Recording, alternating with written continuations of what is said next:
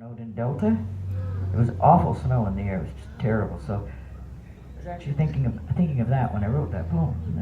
So I just inserted cowboys into it. I gotta skip this one. I'll do Marshall Blake's Boy. I like the name of that. Marshall Blake's Boy. Should be a title of a Matt Dillon one. I remember it like it was yesterday, the day they deputized him. 90% of the town turned out to take the happening in. Jim's boy Matt had grown to be a strapping, fine young lad, and on that day he wore a badge of courage like his dad. Jim Blake had been the marshal for nigh on 20 years. He'd seen the smiles of Cimarron and he'd seen her tears. The outlaws came and went, and Jim Blake faced them all. And as men cast their shadows, Jim's was mighty tall. Jim's boy Matt, the new deputy, wore his badge with pride. He sauntered through the Black Cat Saloon with an easy, manly stride. He sat down at the table at the far end of the bar. Innocence shone from his face onto his new tin star. Matt ordered whiskey straight as the doors swung open wide.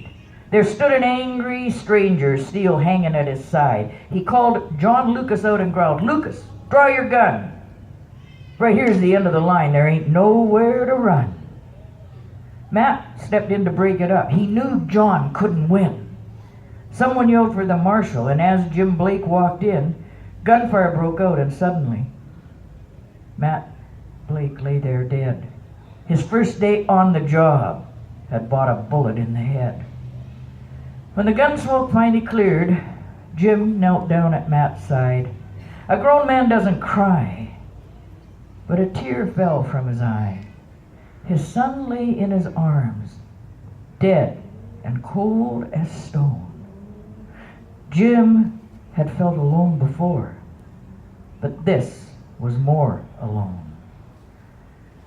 I remember it just like it was yesterday, the day they deputized him. He stood there tall as he received his brand new badge of tin. Jim's boy Matt was a good boy and everybody's friend. And it was a dirty day in Cimarron, the day Matt's life would end.